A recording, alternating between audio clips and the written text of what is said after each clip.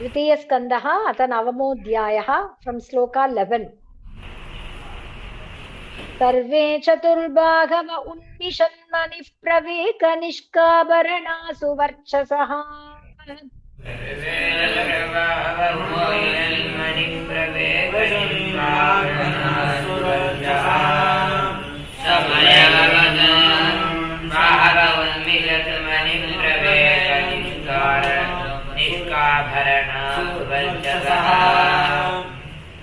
प्रवालवैदूर्यमृणालवर्चसः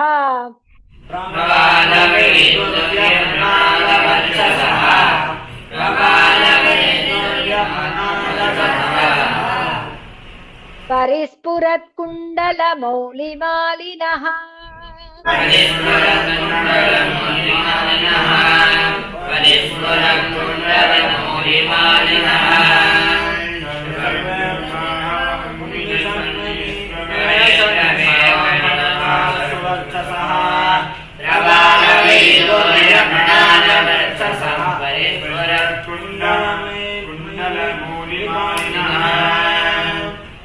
राजिष्टुभिर्यः परितो विराजते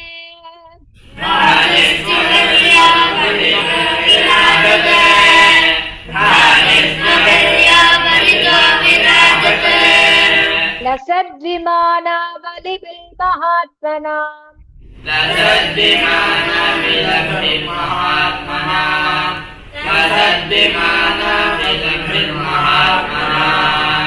विद्योदमानः प्रमदोतमाद्युभिः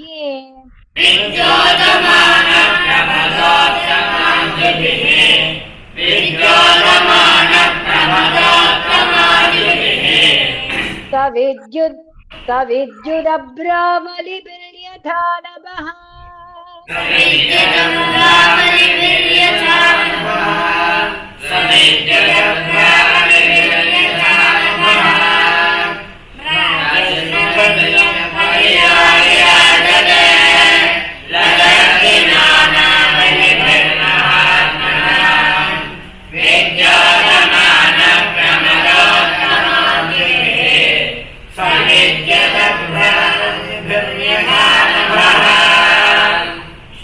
यत्र रूपिण्युरुगाय पादयोः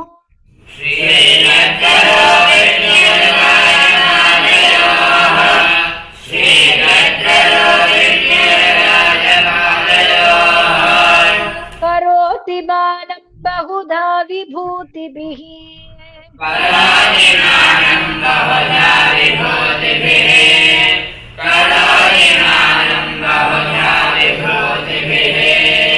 प्रेखं श्रिताय कुसुमाकरानुगैः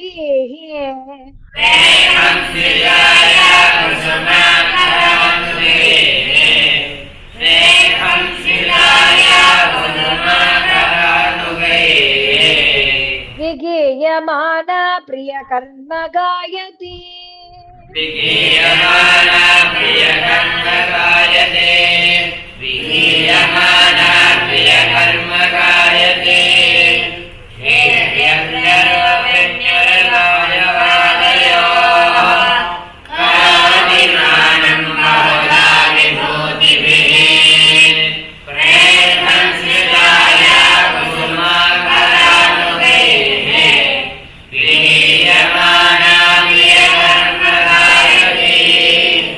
ददर्श तत्राखिल सत्त्वतां पतिः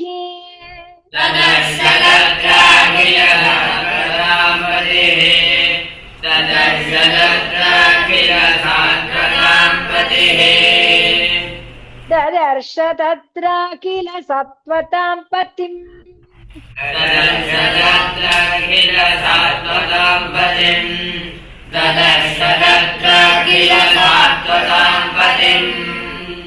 श्रियःपतिं यज्ञपतिं जगत्पतिम्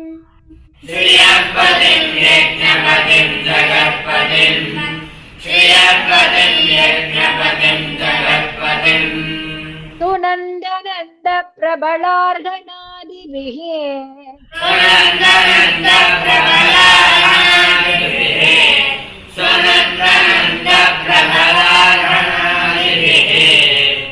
स्वपार्षदमुख्यैः परिसेवितं विभुम्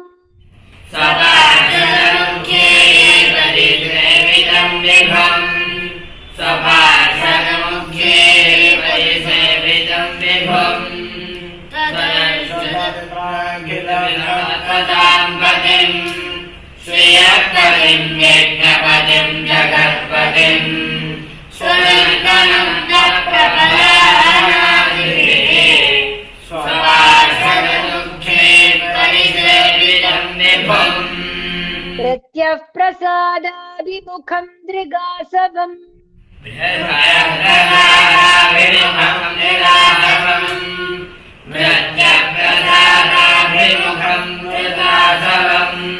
प्रसन्नः सारुणलोचनाननम्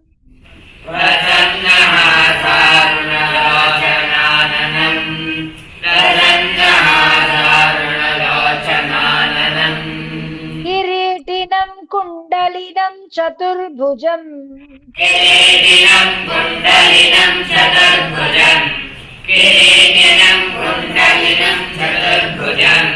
पीताम्बरं वक्षसि लक्षितं श्रिया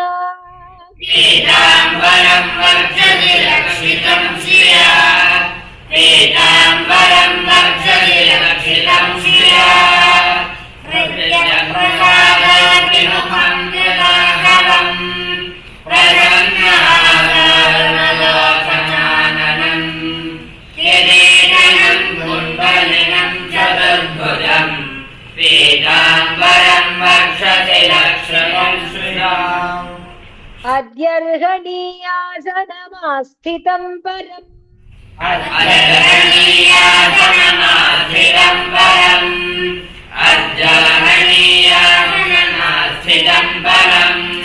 मृतं चतुष्षोडश पञ्चशक्तिभिः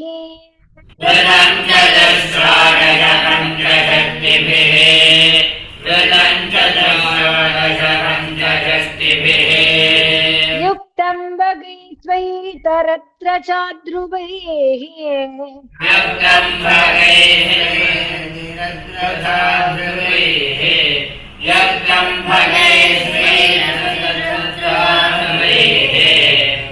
युक्तं भगैस्त्वैरितरत्र चाध्रुवैः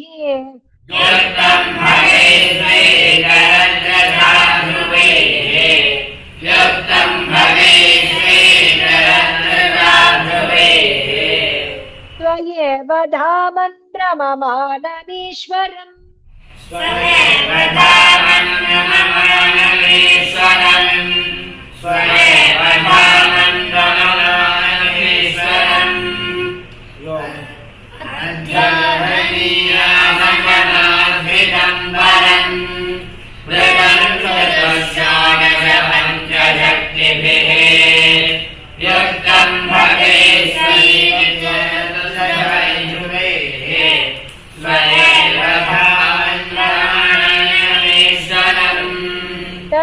तद्दर्शनाह्लाद परिप्लुतान्तरो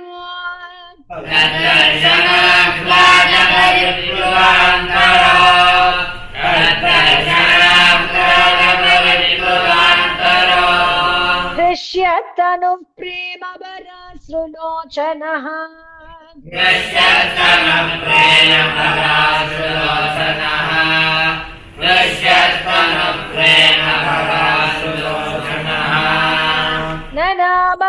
ननामपादाम्बुजमस्य विश्वसृग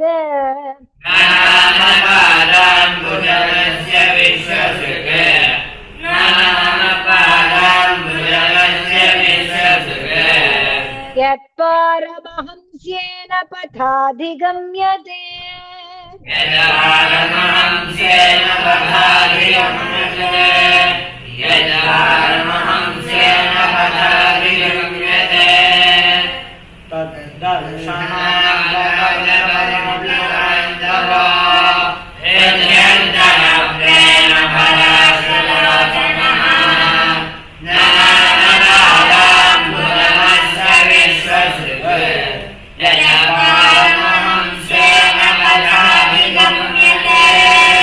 सम्प्रीयमानं समुपस्थितं तदा सम्प्रीयमाणं समुपस्थितं तदा सम्प्रीयमाणं समुपस्थितं तदा प्रजा विसर्गे निज शासनार्हणम्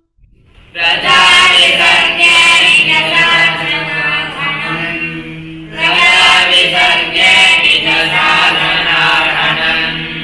नभाषयेषत्स्मितत् शोचिषा गिरा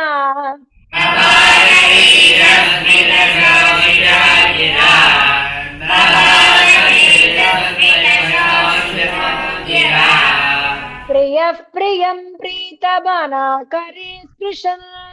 प्रियं प्रियं प्रीतमना करे स्पृशन् प्रियं प्रियं प्रीतमना करे स्पृशन् प्रीयमाणं समुपस्थितं तदा प्रजा विसर्गे निज शासनार्हणम्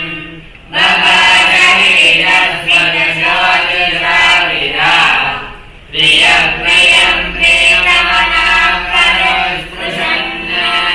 श्रीभगवानुवाच श्रीभगवानुवाच श्रीभगवानुवाच त्वयाहं तोषितः सम्यग् वेदगर्भसि शिक्षया त्वयाहं सम्यग् वेदगर्भसि शिक्षया त्वयाहं तोषितः सम्यग् वेदगर्भसि शिक्षया चिरं वृतेन तपसा दुस्तोषः कूटयोगिनाम्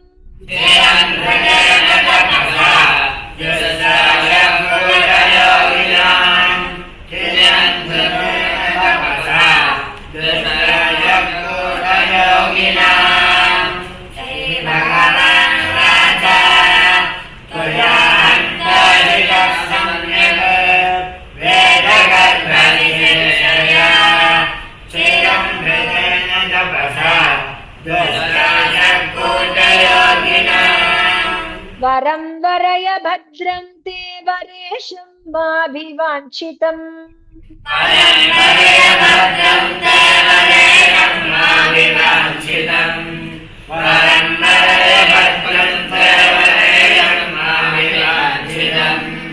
ब्रह्मन् श्रेयः परिश्रामः पुंसो मद्धर्षणावधिः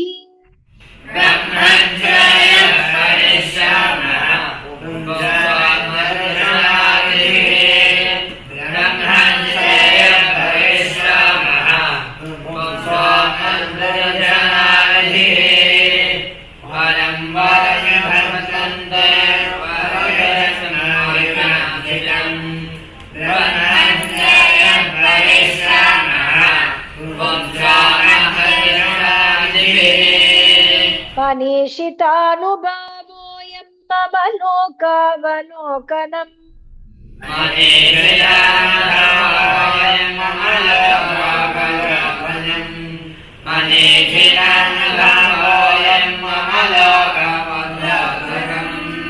यदुपश्रुत्यर्हसि च कर्त परमं तपः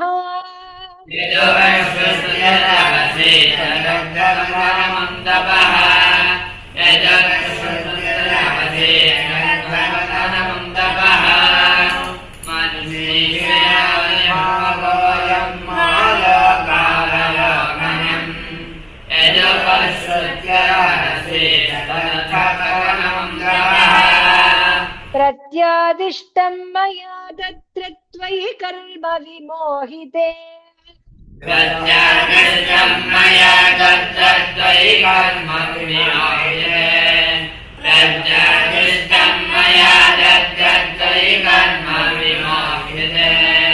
तपो मे हृदयं साक्षात् आत्माहं तपसो नघ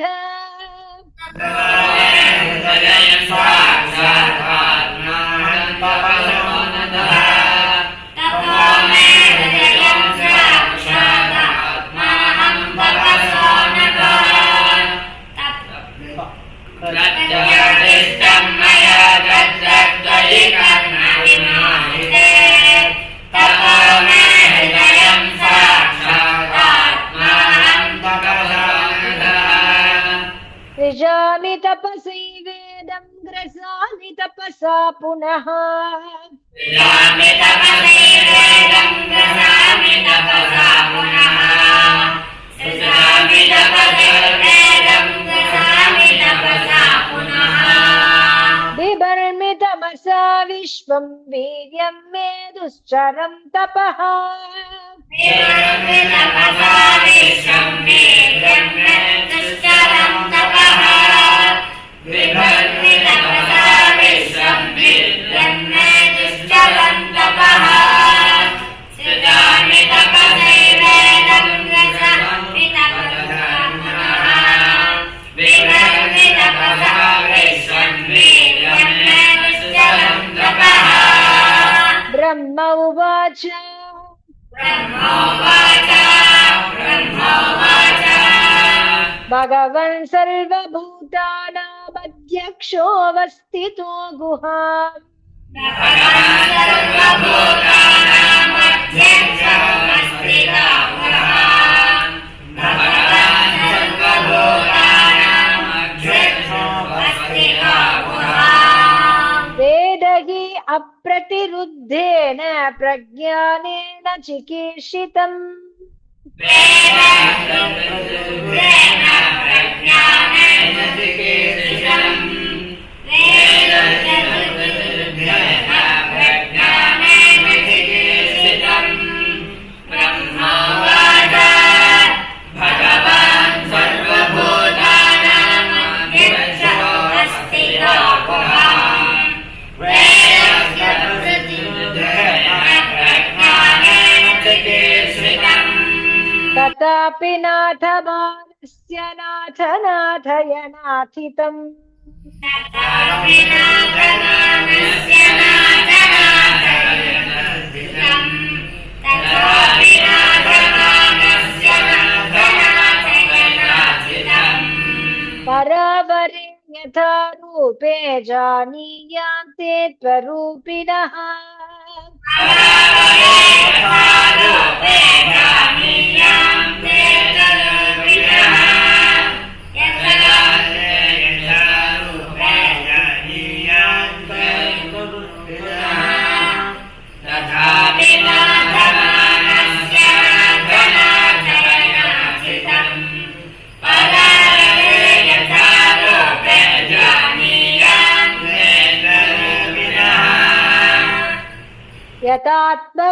यथात्ममायायुगेन नानाशक्त्युपबृंहितम्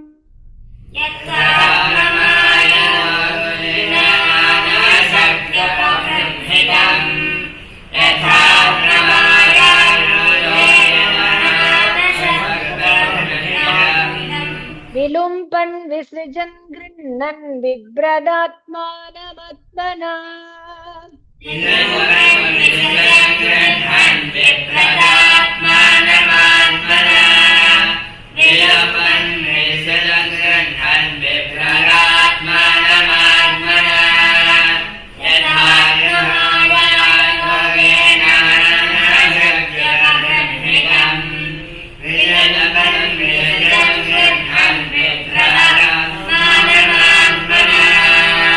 क्रीडसि अमोघ संकल्प ऊर्णनाभिर्यतोर्नुते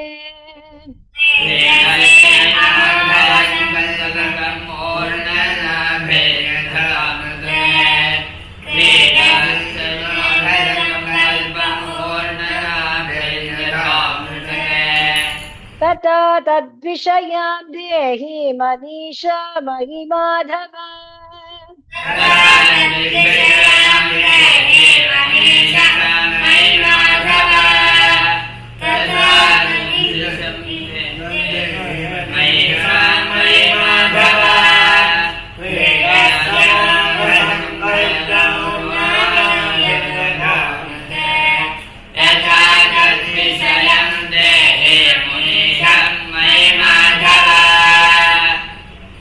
भगवन् शिक्षितमहं करवाणि ह्यतन्त्रितः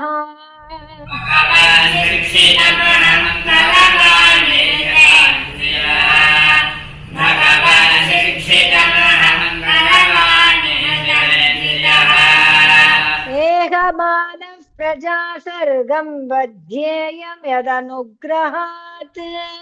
नेहमानं प्रजासर्गं वध्येयं यदनुग्रहात् नेहमानं प्रजासर्गं वध्येयं यदनुग्रहात् भगवच्छिक्षितमहं परमाण्यतन्त्रियः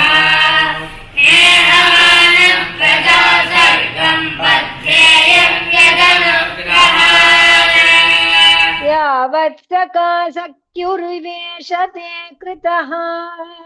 यावत्सकादक्षरिवेशते कृतः यावत्सकादक्षरिवेशते कृतः प्रजाविसर्गे विभजामि भोजनम् प्रजाविसर्गे विभजामि भोजनम् प्रजाविसर्गे विभजामि भोजनम् अविक्लवस्ते परिकर्मणि स्थितः अविक्लवस्ते परिकर्मणि स्थितः अविक्लवस्ते परिकर्मणि स्थितः मामे समुन्नद्धमदोजमानिनः मामे समुन्नद्धमदोजमानिनः मामे समुन्नद्धमदोजमानिनः यावत् सकालक्षरिवेशते कृतः प्रजाविसर्गे विभजामि भोजनम् अविक्लवस्ते परिकर्मणि स्थितो मामे समुन्नद्धमदोजमानिनः श्रीहरये नमः श्रीहरये नमः श्रीहरये